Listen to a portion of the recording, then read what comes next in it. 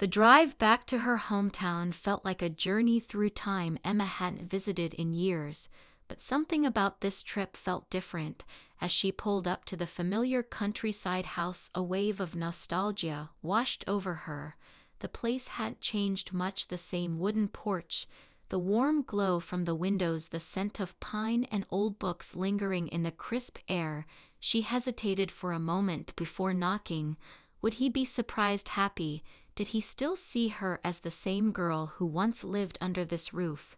The door creaked open, and there he was, James, standing in the doorway, his expression shifting from confusion to something softer, warmer. Emma, his voice carried the same steadiness she remembered. She smiled, a little nervous. "Hey, James, thought I'd drop by for a moment."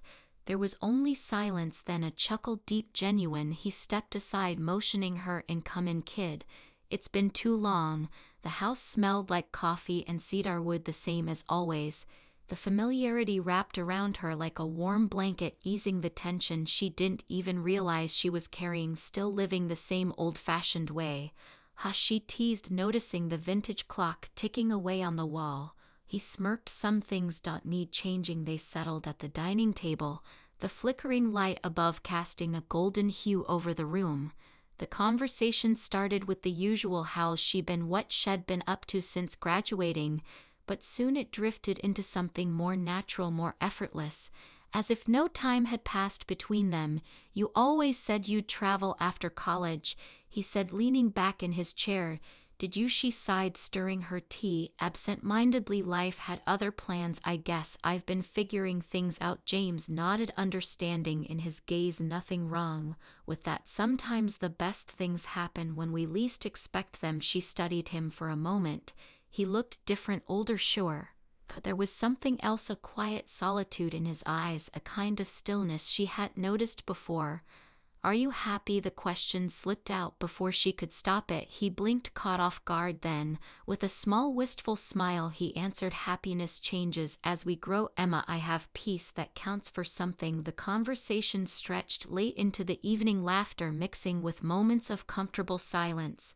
There was no awkwardness, no sense of obligation, just two people catching up, rediscovering an old bond that hadn't faded with time. When she finally stood to leave, James walked her to the door, the night air crisp around them.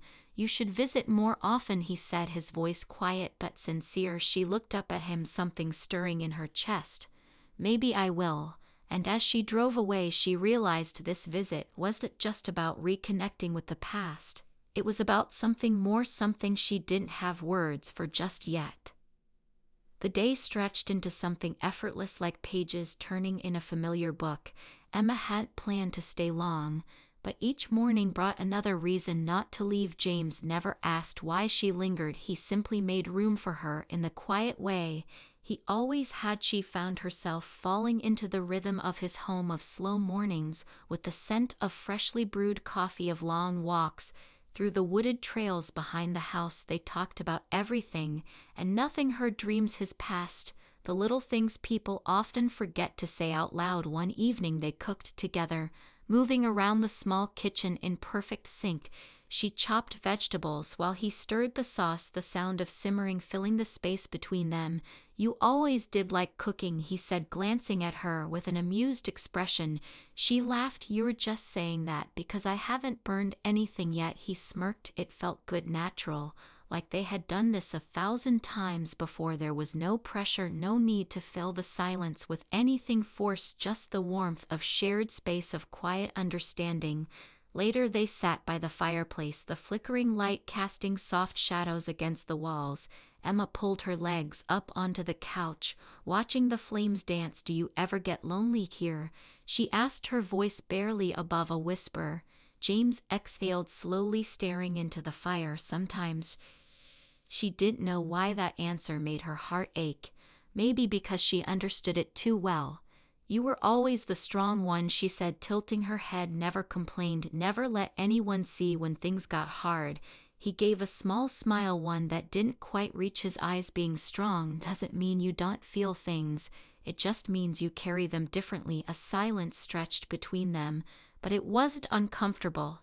It was the kind of silence that let things settle, let emotions be felt without needing to be spoken. She looked at him, then really looked at him, the lines on his face, the wisdom in his eyes, the way he had always been steady, unwavering. She had spent years chasing things that never felt right, looking for something she couldn't name, and yet sitting here in the glow of the fire, it hit her. This felt right. The thought unsettled her, but she didn't push it away. Instead, she let it sit, just like everything else in this house, unrushed, waiting for its time. The days bled into each other, an unspoken understanding settling between them. Emma stopped questioning why she stayed. Every morning she woke to the soft rhythm of life in James' home, the way the air smelled of coffee, the way sunlight streamed through the kitchen window, the way silence between them never felt empty.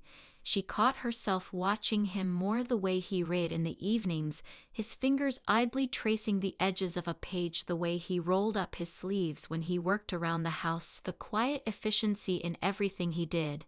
It was a strange kind of awareness, one she hadn't expected, but it settled deep, impossible to ignore. One afternoon, a storm rolled in, rain tapping gently against the windows. As they sat together in the living room, Emma curled up with a book. But she wasn't reading. She felt the warmth of James beside her, the quiet comfort of his presence. A bolt of lightning flashed, followed by a deep rumble of thunder. She flinched more from surprise than fear. But James noticed. He turned to her, a small smirk playing on his lips. Still don't like storms? She shrugged, a little embarrassed. It's not the storm, just the suddenness of it. He watched her for a moment, then reached for the blanket draped over the couch, pulling it over her shoulders without a word.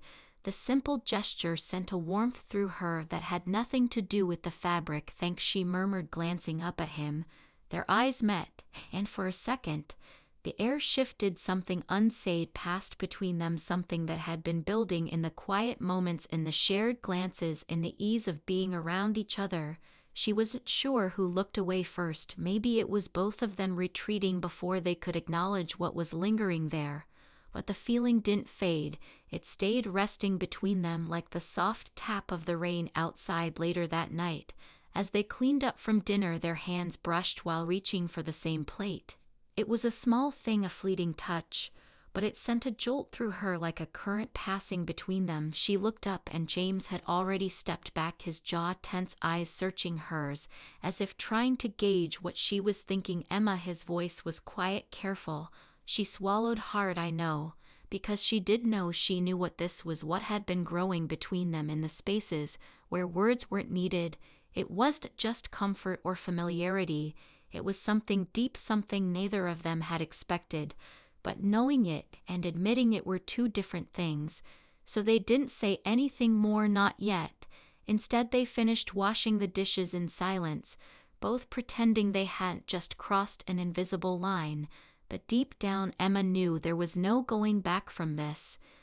The weight of unspoken feelings lingered in the air, neither of them willing to acknowledge it yet. Both fully aware, Emma tried to go about her days as if nothing had changed. But everything had. The way she noticed him more, the way his presence filled the spaces around her, the way her heart reacted to the smallest things, his voice, his laugh, the way he looked at her when he thought she wasn't paying attention. She caught him watching her one morning as she stood by the window, coffee in hand.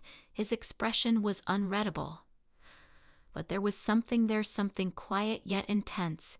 He didn't look away this time, neither did she. I should probably leave soon, she said, though the words felt wrong the moment they left her lips. James set his cup down, his fingers lingering around the rim. If that's what you want, she searched his face for hesitation, for a sign that he wanted her to stay. But James had never been the type to ask for something unless he was sure the other person wanted it too. He was going to make this choice for her. Did she want to leave? She looked around the home that had always felt safe, the man who had always been steady. There was no uncertainty here, no chaos, no doubts, just warmth, just quiet understanding. I don't know, she admitted. And that was the truth. She didn't know what it meant to stay, what it meant to cross the line they had both been carefully avoiding. But she knew what leaving would mean. It would mean walking away from something that felt rare, something she might never find again. James studied her, the corner of his mouth lifting, just slightly, almost like he understood what she wasn't saying. You've always overthought things, Emma. She let out a small breath of laughter, shaking her head. And you've always been too patient. Maybe his voice was softer now. Some things are worth waiting for. The silence between them was different this time. No more hesitations, no more uncertainty, just quiet acceptance of what they both already knew. She took a step closer, her heart hammering in her chest. James didn't move away. He just watched her, steady and sure, as if giving her the space to decide. And for once in her life, she didn't overthink, she didn't analyze.